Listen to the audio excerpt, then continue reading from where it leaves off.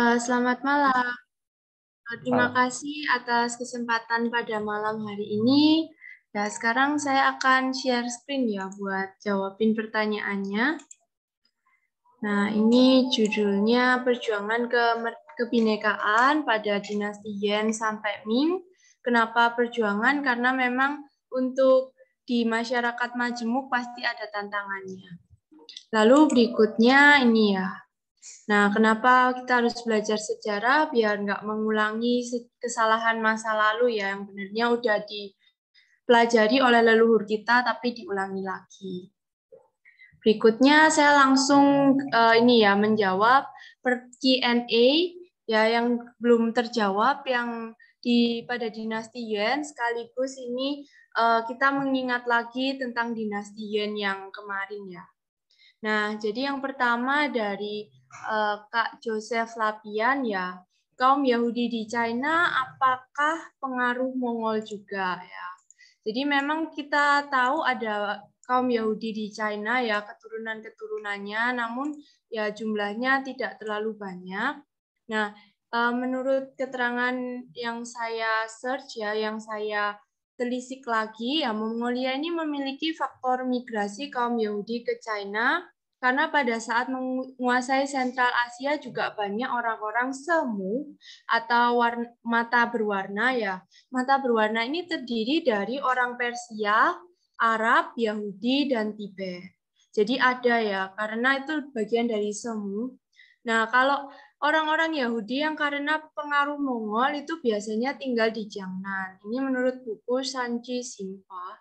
Tapi kalau menurut literatur Ming, orang-orang Yahudi sudah ada pada dinasti Song juga dan beberapa tinggal di Kaifeng. Jadi ada yang dari Yuan ya, dari pengaruh Mongol, ada juga yang memang udah ada dari sebelum Mongol ya, orang-orang keturunan Yahudi ini kayak gitu.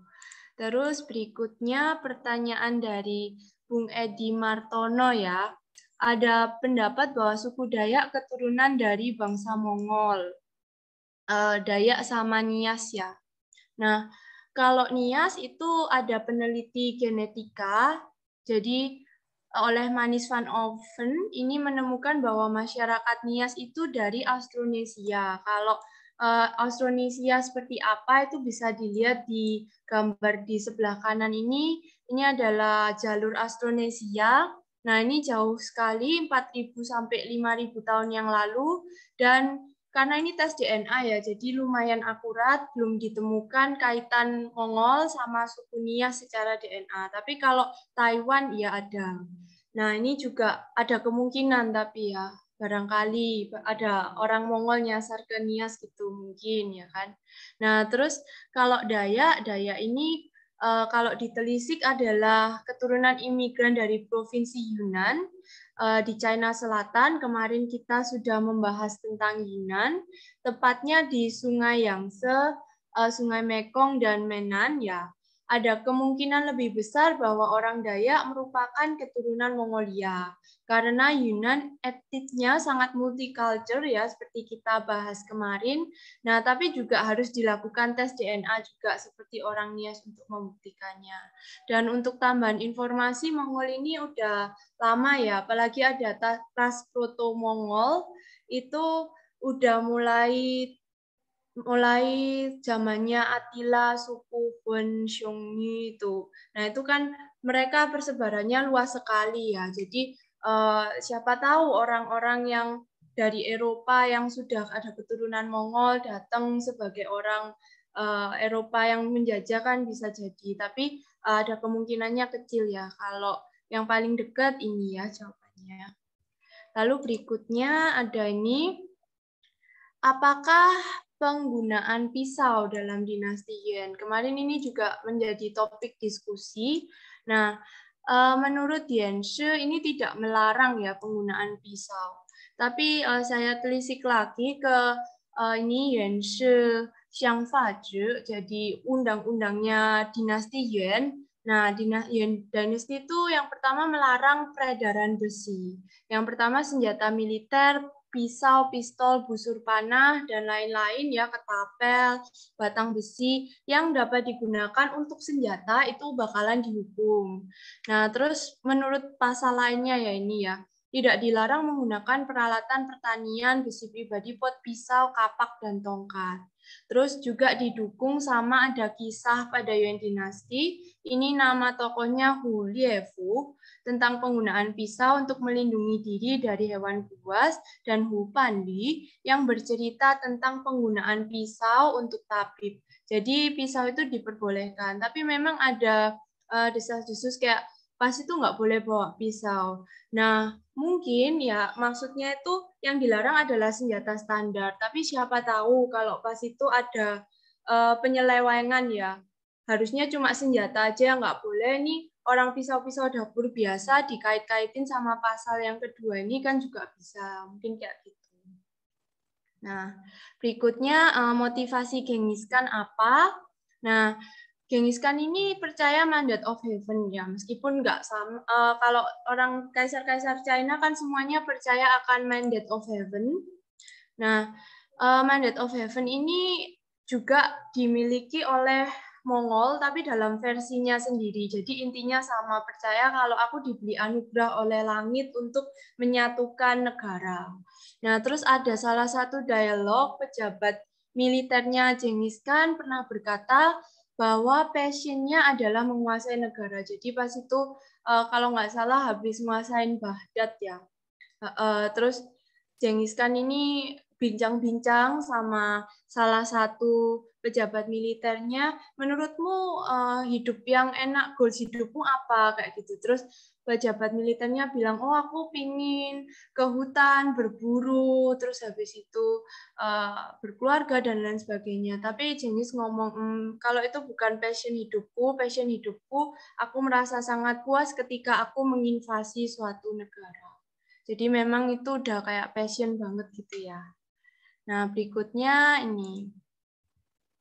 Ini dari Bung Denny Karolus sama Putu Edi Semara ya. Ini mirip-mirip pertanyaannya. Jadi agamaku bilaikan itu apa intinya ya. Nah, kalau menurut John Mann, buku John Mann, judulnya Kubilaikan ini penganut Buddhisme Mahakala. Tapi mengingat Kubilaikan itu dari kecil dididik sangat toleran ya, bahkan orang tuanya berbeda agama, terus habis itu, jadi ada banyak spekulasi ya.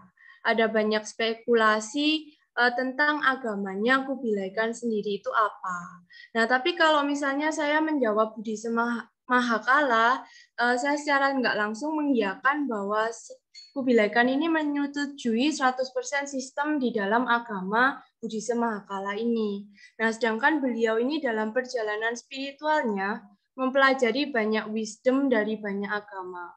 Sehingga nggak bisa jumping ke konklusi agama apa yang dianut. Karena perjalanan spiritualnya ini adalah proses yang panjang ya. Nah, terkadang agama tidak dapat 100% mencerminkan keyakinan pribadi sang tokoh dari dalam. Jadi kadang kalau misalnya kita jumping ke konklusi dia adalah agama A ya kan. Padahal kadang kita juga nggak tahu agama A ini kan juga dibentuk dari polemik politik, sejarah yang panjang. Kita nggak tahu menahu tentang itu kalau kita mengiyakan ya aku atau si A adalah penganut agama ini. Nah, kadang kita seperti seolah-olah menyetujui 100% sistem di dalamnya, padahal belum tentu sistem yang ada yang dibangun, image itu sesuai dengan apa yang dalam hati kita beneran yakin. Kalau dari saya seperti itu sih untuk agamanya aku bilaikan.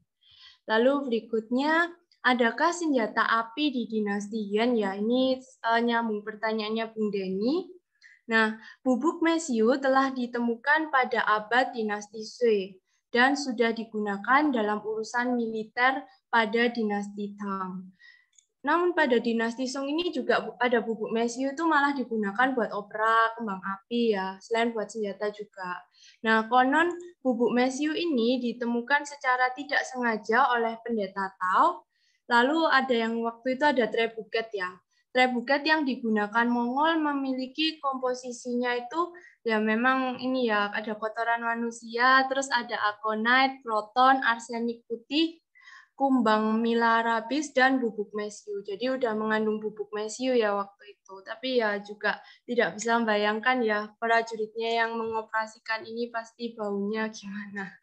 Terus berikutnya ini, mana yang fiksi dan fakta? Nah, ini dari Bung Aldi Seftarolistian. Ya, kalau film Mulan itu diambil dari puisi Ballad of Mulan, bisa jadi ini merupakan kisah nyata ya, karena lumayan spesifik. Tapi kayak yang diangkat Disney itu udah banyak yang di remake. Jadi Disney-nya Mulan yang kartun sama yang sekarang yang orang itu aja ceritanya sudah berbeda ya, dan banyak kok yang membicarakan perbedaannya. Jadi kalau yang di Disney ini udah di remake sesuai dengan estetika film ya, tapi kalau puisinya ini ada kisah nyata ya, kemungkinan besar adalah kisah nyata. Kalau Sun Yat-sen ini fakta ya, karena beliau adalah pejabat pada China modern. Kalau Perang Opium War juga fakta ya. Nah, lalu untuk Cheng Ho dan novel-novel sastra ini bakalan kita kupas hari ini ya. Nah, oke, moderator, apa boleh saya izin menyampaikan materi? Silakan. Ya,